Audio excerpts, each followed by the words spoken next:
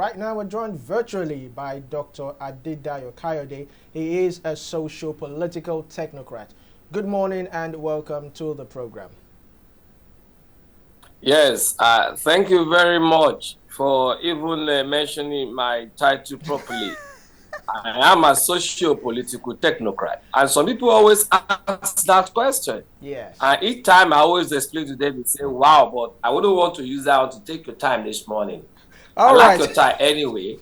It's glad to have you once again, Dr. Kayode. All right, let's start off with the Punch newspaper. A big picture here. It says here, Customs sees 18 billion naira firearms and drugs from Turkey. They recovered about 844 rifles. Yes, kudos to the Customs for this this discovery. But don't you think that this should be investigated more to find out who are the sponsors of this illegal firearms trade and drug trafficking? Thank you very much for going that side. Shouldn't they investigate further? Because it is not today that we have been hearing that seizure of a huge haul of drugs and the firearms. You remember the drug haul at Ikorodu? Yes. Sometimes last year. What have we heard about it again? Nothing. Who are the owners of those drugs? We've not heard anything about it. The cache of firearms, huge firearms, towards the last general election at Tapapa or wherever. What have we heard about it?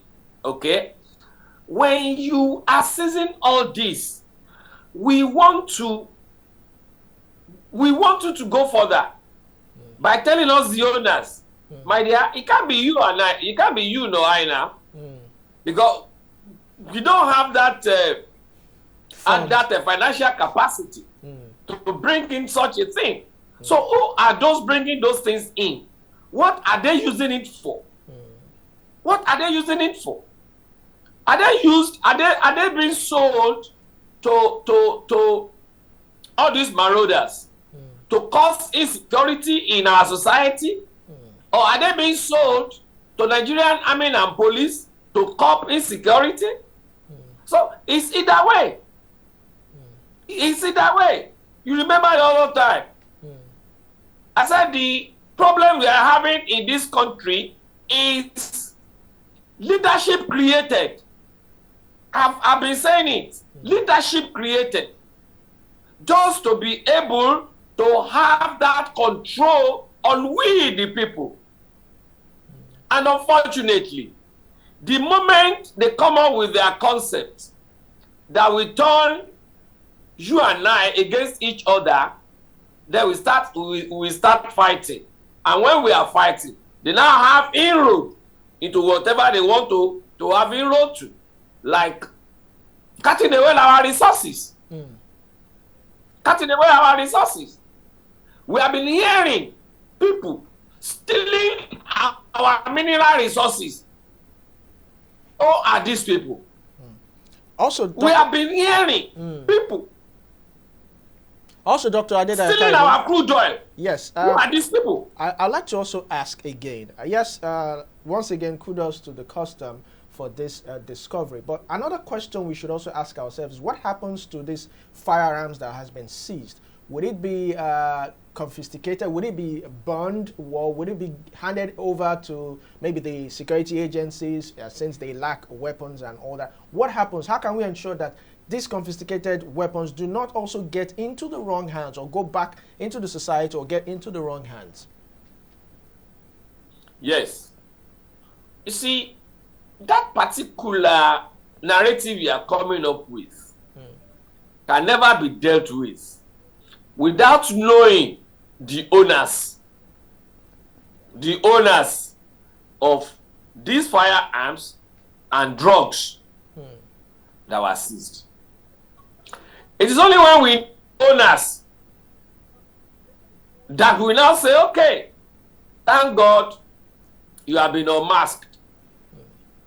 Then we can now say, yes, this one, you have to move it here. But don't be surprised. Don't be surprised. For instance, I don't know how much of the news you read in the social media in the past, whereby was it the Obno, what was that his name again? That Buhari's aide that was coming up with a series of stealings at that time, Obnama, what was his name? That said most of the monies, property seized at that time, I started going back to their owners. Yes. I started going back to their owners. Why? Because at that time, we did not have a list of monies, properties seized from the looters. Okay? If to say we have been able to have such a comprehensive list, inclusive of the owners, then be able to monitor it, whether it's going back or not. So what I'm saying in essence here is this. We need to have a comprehensive list of some of these arms and drugs that are being seized by customs. Then let us also know their owners. Let us see the owners being prosecuted and jailed or punished appropriately. Then we now follow up. Okay, this and that. The drugs. What can we do with the drugs? I mean, we don't even need to be burning all those drugs. How can we make money out of it? Because if those drugs are not useful in the first instance, they will not be manufactured. That means they are being used for something. What are they being used for? Let us get them sold. Then those arms, are they the ones that can be used by our security agents? If yes, then push it into them with proper auditing. If no, sell it off. And then proper auditing, bring back the money. Let me come in here, Doctor. Let me come in here. Without us being that, catching them, we are just catching fun by catching them. Let me come in here, Dr. Kayode. I want us to swiftly switch gears now. Let's go to The Guardian. And on the front page of The Guardian, there's this story here. Federal government no longer interested in Nigerian air. Federal government no longer interested in Nigerian air. Remember how much this cost just before the past administration of President Muhammadu Buhari left. You know the whole drama. But what does this mean? How does this hit you when you think about it? Well, you see, I've over time, I've learned to know how to close my ears to certain things, so that I don't just go into unnecessary wherever because of all these bad, nauseating news flying around. I could remember when Edith Sirika went to UK to launch this airline, and then he even said that the logo, colors, and all that were being made by expatriates in UK. And at that time, I think about 7 years ago or so, and I said, listen, this is nothing other than capital flights. Nothing other than capital flights. And when you see that, there are some elements of fraudulent activities that goes on there. Now, let us fast forward to what happened last year when the last administration was about to round up, and he went to go and lease what do I call it now? Ethiopia Airlines, whatever. Look at all the money that have been wasted. So, if federal government is no more interested, how about the money that had been spent before now? What happens to it? And what happens to the people that made us to lose such money, so as to serve as a deterrent to others coming? Those are the lessons that we need to learn from there, so that we will stop all these series of wastage that we experience in our economy. We are talking about stabilizing the dollar, and we are still wasting our money. And all this money, we have to be exchanged to dollars or pounds before you can spend it. So why would there be pressure on naira? Who suffers the brunt? That's the question there. Who suffers the brunt? You asked one question. One of the questions you asked was, what happens to these people? Hadi Sirika, former Minister of Aviation, his case is still in court, right? He's still under investigation. So are you hopeful that it will come to a logical conclusion? Lie. How about? So what are you even investigating? You have all the papers there. A lot of investigations that we have in this country unconcluded. So why should I bother? That's why I said there are certain things I don't like bothering my head with, so that I don't just get unnecessary headache that can lead one to depression. Go and see a lot of people with depression in this country now, and it's because of the activities happening here around. So you need to, even though I'm a news hunter, I hunt for news a lot, but still, I just allow it to just pass. I just allow it to pass. I don't allow it to go deep beyond my tongue. No, it doesn't go beyond my tongue. Because the problem in this country, that sends somebody to early grief. And God forbid. Yes, God forbid it. All right. Quickly, let's talk about the Senate saying that the police wasn't established to succeed. That's quite a big allegation coming from the Red Chamber. What do you have to say about this? Please, sorry, don't mind me. I have a little bit of cold, because of the weather. Please, so don't mind me. No problem. Yes. When somebody is saying the police was not created to succeed, what improvement as a senator have you made? What improvement have you made?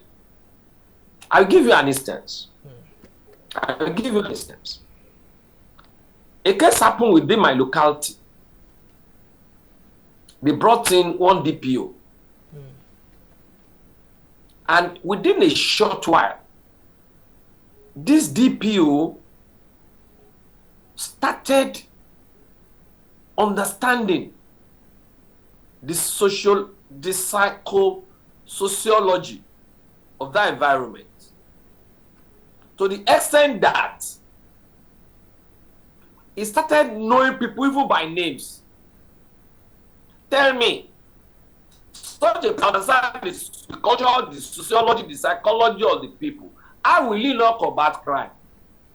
He will combat crime, and crime has actually subsided in that area. But alas, I don't know who is afraid of the chap. He was just transferred overnight. I asked him, how come due process was not followed? Now, are you wishing for insecurity in that environment to subside or to increase, for you to have transferred somebody that is trying to get himself integrated into that society? That is one. Two, there was a time that it was alleged that police were not being given uniform. They used their own money to buy the uniform. But meanwhile, in the budget, money has been allocated for it.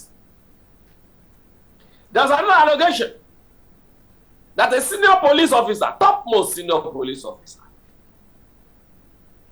was giving his girlfriend some duties that are supposed to be given to that lady's superior. There was that allegation too. All right? Let us leave that police alone. Now come to Police Service Commission. Why was Police Service Commission created? What is supposed to be the functions of Police Service Commission? Now, in recent past, what kind of relationship has been existing between Nigeria Police Force and Police Service Commission? What kind of relationship has been existing? We remember now, last year, between the chairman, I think the chairman of the Police Service Commission and then the IGP. We all remember. As regards employment, promotion, and post. We're all aware. So truly, is police, as police, okay, let me put it this way, as police been given the chance to succeed? Go and find out where they lead. So I mean, that's the question we're supposed to be asking ourselves. It's not about the creation. Are they being given enabling environment to succeed? Which is a very valid question. Understand? It's a valid question you just asked. Exactly. Go and look at their residencies. You will transfer somebody from Maiduguri to somewhere in Ekiti. You can see how the distance, and you not provide accommodation for such a person. And you expect such a person to perform wonderfully well? No, in fact, Dr. Kayode, let me come in here. You're talking about the challenges the police face. The Inspector General of Police, Egbetukun, said last year that insufficient manpower is hindering the agency's efforts to tackle crime, saying that the police needs extra 190,000 personnel to effectively, man the country. Why? Because the UN says that the recommended thing is 1 police personnel to 460 ratio. But in Nigeria, we have 1 to 650. What's your take on this? Now, you see, it is not necessarily, well, I won't dispute that, but it is not necessarily lack of personnel. But lack of adequate equipment to operate. Lack of adequate equipment to operate. Lack of adequate encouragement to operate. Tell me, how many of them has insurance? Tell me, how many of them? When you have insurance, you go all out to do what you're supposed to do. Because you know, if the eventuality happens, yes, something is there to take care of those you are leaving behind. But tell me, do they give them training? Do they give them training? Are they well remunerated? Are they well? How about their social security? What does that mean? Are they well paid? Okay. Social security. Yeah, in terms of accommodation, in terms of education for their children, in terms of health for their children, in terms of feeding, all those things put together. To what extent is government taking care of that? A lot of bank managers, a lot of bank executives will leave Nigeria, they will jackpot to London or UK or US or wherever, and they'll be begging to become a police, an enforcement officer. I have a colleague that were together in PhD class. We were together in PhD class, and he jackpot to US. He's a police officer there. Wow. Do I want to be a police? Yeah. Do I want to be a policeman? Yeah. You could be the first person. You could turn the institution around, sir. If you join, maybe. Will they allow you? No, will they allow you? No, will they allow you? When you are working, like that DPO that was just transferred, when they see you that you are working, they will transfer you, or they will go and keep you somewhere. They go and keep you somewhere. They keep you short, and you that is the studio, you'll be afraid to talk about it because you wouldn't want to lose your job. You will say SSM will come and arrest you. Instead of you to be fighting for those that are fighting for your livelihood. And that is what is affecting our youth today.